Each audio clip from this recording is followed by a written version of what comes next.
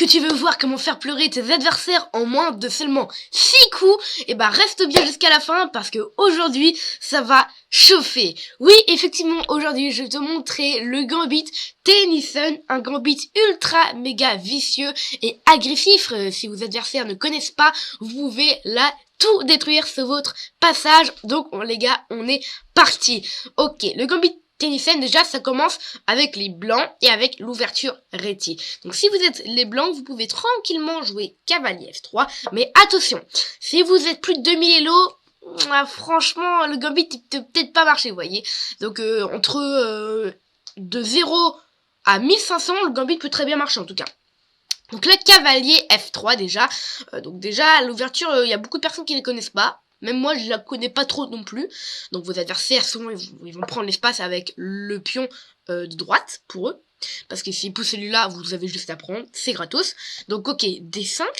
Et là, le Gambit Tennyson commence maintenant. Ici, vous allez envoyer E4. E4, vous sacrifiez ici votre pion E4. Donc les noirs vont se dire... Ok, vraiment bizarre. Il y en a qui vont se poser des doutes et qui vont juste pas prendre. Et dans ce cas-là, bon bah vous avez juste, par exemple, s'ils font ça, vous poussez et au pire vous poussez D4, C3 et ça va rester très solide. Mais 90% des personnes ici vont prendre. Et après ici, pion prend. Attendez, je vais même mettre la barre. Après pion prend ici.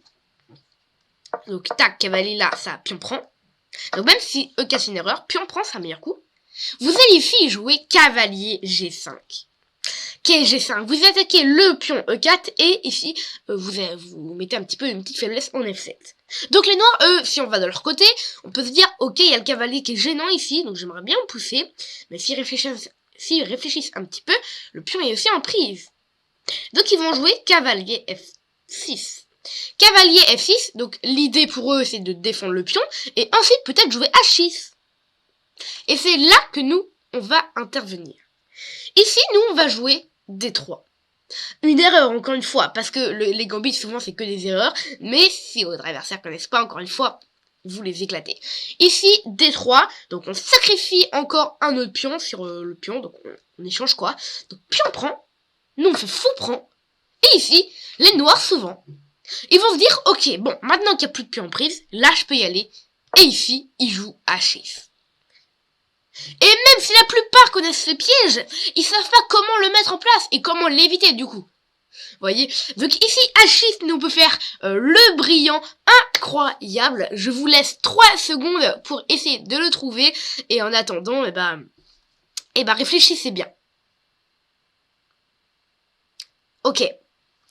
Ici, on a un brillant qui peut faire vriller tous les débutants, ou même les joueurs pros surtout. Cavalier prend F7, ici, attaque double. Alors, peut-être qu'il y en a beaucoup qui se sont dit, ouais, cavalier prend F7, c'est bon, je l'ai. Mais, après roi prend, qu'est-ce que vous faites? Bah, peut-être la plupart des gens ne savent pas, parce qu'ils n'ont pas réfléchi après. Et en fait, ici, il y a fou G6, encore un sacrifice. Donc là, on attaque, on met échec le roi. S'il vient là ou il vient là, on récupère gentiment la dame, c'est une dame gratuite. Et si il prend, on fait dame prend dame. Et ici, on a récupéré juste une dame contre un cavalier et un fou. C'est large gagnant, comme le dit là-bas. Bon, après, il y a les noirs, ça se trouve, ils veulent emprisonner la dame. Donc par exemple, avec un petit coup de cavalier D7. Mais ici, on a juste dame prend C7, tranquille, et on va revenir. Peut-être qu'il y en a qui tenteront fou D7, mais pareil, on a dame prend C7, et tout va bien. Et si il y en a un qui est un peu plus malin et qui joue cavalier A6, pour peut-être jouer fou là ou Kaila après, et bien ici, on a juste à s'enfuir directement, avec un petit échec, et là, on a la vie paisible. Donc, vous voyez, le Gambit Tennyson, donc retenez-le bien et essayez de le mettre en place. Donc, je vais vous expliquer maintenant contre des forts joueurs, 1500 Elo, ils sont pas tous obligés de jouer à H6. Donc, vers D3 ici, il y a aussi une partie des personnes qui vont jouer le coup fou C5.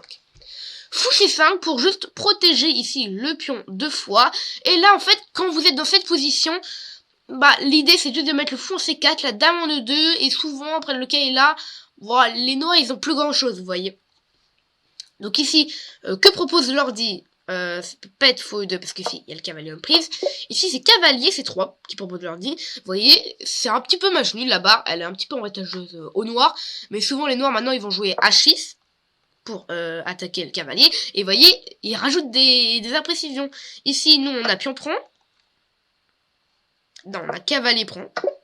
Cavalier prend, et ça, c'est égalité pour les blancs, vous voyez. Et pour les noirs aussi. Donc ici, prise, et si ici, il joue pas, et si, ici, il ne joue pas à H6, donc ils font pas ici l'erreur, en fait, quel est le meilleur coup? Ici, c'est le cavalier C6. Donc s'il joue cavalier C6, juste petit roc. Bon. Après, le Gambit Tennyson, c'est vous donner à des pions. Si ça marche pas, tant pis. Si ça marche, vous gagnez la partie, quoi, vous voyez. Donc là, l'idée, c'est de jouer tour 1, qui est là, et jouer plutôt solide. D'espérer quand même de faire match nul. Mais la plupart des gens vont pas jouer cavalier C6, ils vont jouer juste H6, et tomber ici dans le petit piège. Et si sur cavalier prend, ils font pas roi prend. Ils font un coup de dame, vous récupérez la tour, et s'ils font un coup de tour, vous récupérez la dame. Ok, super, j'espère que vous aurez tout compris de ce petit gambit.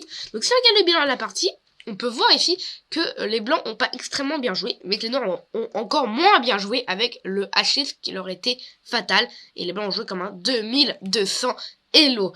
Enfin voilà. Bref, en tout cas, j'espère que vous avez adoré regarder cette petite vidéo. Si vous arrivez à mettre ce gambit en place, n'hésitez pas à m'envoyer le lien de vos parties ou les coordonnées de vos parties en commentaire. Et dites-moi en commentaire aussi si vous préférez le gambit Budapest ou le gambit Tennyson. J'aimerais ultra bien savoir parce que moi aussi ça m'intéresse. Et sinon, si vous voulez me soutenir, n'hésitez pas à vous abonner. Et nous, on se retrouve très bientôt pour une nouvelle vidéo. Ciao!